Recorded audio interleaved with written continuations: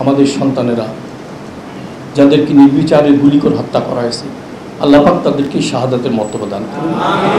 যারা পঙ্গুত্ব বরণ করেছেন, আহত হয়েছেন, বিভিন্ন হসপিটাল কাটাচ্ছেন, আল্লাহ পাকের কাছে তাদের সুস্থতা কামনা করছি। যে সকল অভিভাবক সন্তান হারা হয়ে শোকাহত অবস্থায় তারা দিন কাটাচ্ছেন, আমরা তাদের ধৈর্য কামনা করছি।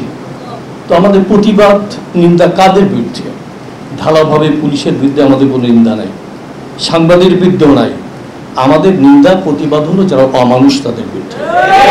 কারণ কি, পুলিশের সন্তানও কিন্তু দুনিয়া থেকে চলে গেছে এই গুলিতে।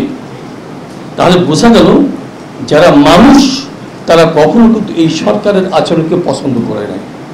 আর যারা অমানুষ তারা জুলুম অত্যাচার দিন দিন বাড়িয়ে যাচ্ছে। এর মধ্যে আপনারা লক্ষ্য করেছেন, আওয়ামী লীগের একটা চরম আত্মতৃপ্তি ছিল, আত্মবিশ্বাস ছিল। যখন ছাত্রলীগ রয়েছে, যুবলীগ রয়েছে, আমাদের কোনো সমস্যা নাই। কিন্তু এই ঘটনার মাধ্যমে তাদের সবক নেওয়ার সুযোগ হয়েছে যে ছাত্রলীগ, যুবলীগ, আওয়ামী লীগ পুলিশ ছাড়া কয় মিনিট ময়দানে থাকতে পারে এর একটা পরিমাণ তার বুঝতে পেরেছে। এই জন্যে ইতিমধ্যেই কিন্তু ক্ষেত্র তৈরি হয়ে গেছে। দেশি বিদেশি আন্তর্জাতিক মহলের সর্বস্তরে তারা বুঝে ফেলেছে এই জালেম সরকার এদেশে থাকলে এদেশের মানুষের নিরাপত্তা লাভ হবে না। এই জন্যে ইসলাম দেশ মানবতার লক্ষ্যে তাদের এবং ইসলাম দেশ মানবতা রক্ষার লক্ষ্যে আমরা সবাই উজ্জীবিত হব, আমরা সতর্ক থাকব। আপনাদের প্রস্তাব শুনেছি, আলহামদুলিল্লাহ, অনেকে স্বেচ্ছাসেবক সম্পর্কে বলেছেন, আইনজীবী সম্পর্কে বলেছেন। তো আমার ব্যক্তিগত মতামত হলো, মন্তব্য হলো, স্বেচ্ছাসেবক ভাইরা কিন্তু যথেষ্ট তারা দায়িত্ব পালনের চেষ্টা করেছেন, কিন্তু আকস্মিক ঘটনার কারণে এক সময় ব্যর্থতা দেখা যায়। তা আগামীতে ইনশাল্লাহ তারাও সফল হবেন। আর আইন বিষয়ক সম্পাদক আমাদের যারা রয়েছেন তারা তো ইতিমধ্যেই কাজ শুরু করেছেন। সারা দেশে আইনি সহায়তা দেওয়ার জন্য তারা প্রস্তুতি নিয়েছেন। যারা আহত নিহত হয়েছেন তাদের খোঁজখবর নেওয়ার জন্য আমাদের শাহেক চরমাই আজকে প্রধান অতিথি, তিনি কালকে কিন্তু পুরোপুরি বিশ্রাম নিতে পারেন নাই। আমি সাথে ছিলাম, কত জায়গায় ছুটে গেছেন। কিন্তু আশ্চর্যের বিষয় দেখলাম, যার ছেলে রিমান্ডে তার মুখে কিভাবে হাসি থাকতে পারে, আমরা দেখে আশ্চর্য হয়ে গেছি। হাইকো আশ্চর্য হয়ে গেছে, অর্থাৎ তার মধ্যে তৃপ্তি কাজ করতেছে, আমার সন্তান হকের পক্ষে অন্যের বিরুদ্ধে কথা বলতে গিয়ে রিমান্ডে গিয়েছে। তাহলে বোঝা গেল এদেশে সচেতন মহল তারা চায় অন্যায় প্রতিবাদ করতে, অন্যায় উৎখাত করতে, বিশেষ করে জালেম সরকারকে উৎখাত করতে।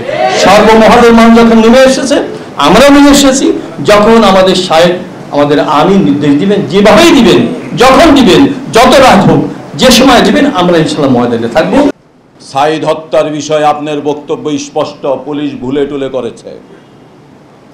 মাহবুবুর রহমান হানিফ বলেছে যে এই পুলিশ করে সে শিবিরের কর্মী ছিল।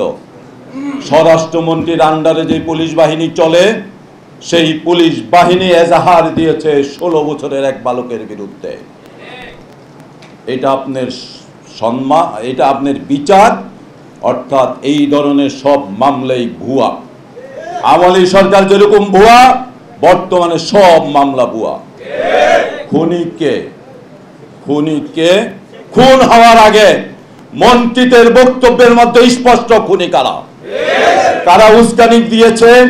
আওয়ামী লীগের সাধারণ সম্পাদক বলেছে দেখা আমারও গুলি করতে হবে। আওয়ামী লীগের সাধারণ সম্পাদক বেআইনিভাবে গুলি করার নির্দেশ দিলে তার যে মন্ত্রী হিসাবে শপথ গ্রহণ করেছে রাষ্ট্রবিরোধী বক্তব্যের মাধ্যমে, সেই শপথ কি আর থাকে? তাহলে সে আবার কিভাবে থাকে? প্রধানমন্ত্রী জিজ্ঞাসা করে আমি কেন পদত্যাগ করব? অনেকগুলো কারণ আছে পদত্যাগ করার, তার মধ্যে একটি কারণ হলো আপনার সরকার খুনি সরকার, এই জন্য আপনাকে পদত্যাগ করতে হবে। এই তদন্ত নিরপেক্ষ হওয়ার জন্য পুলিশ বাহিনী যেহেতু গুলি করেছে, যারা গুলি করেছে আওয়ামী সন্ত্রাসীরা, অতএব আপনি পুলিশ বাহিনী আওয়ামী সন্ত্রাসীদের সর্দার। এই তদন্ত নিরপেক্ষ হওয়ার জন্য আওয়ামী লীগ সরকারকে পদত্যাগ করতে হবে। আমার কথা স্পষ্ট। যখন কোটা বিরোধী আন্দোলনের সমর্থন দেওয়ার প্রয়োজন ছিল, ইসলামী আন্দোলন বাংলাদেশ সমর্থন দিয়েছে। যখন মিছিলের প্রয়োজন ছিল, মিছিল করেছে।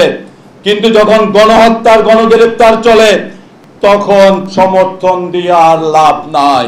সরাসরি সামনের কাতারে থেকে ইসলামী আন্দোলনকে যুদ্ধ করতে হবে, ফাইট করতে হবে খুনের বিরুদ্ধে।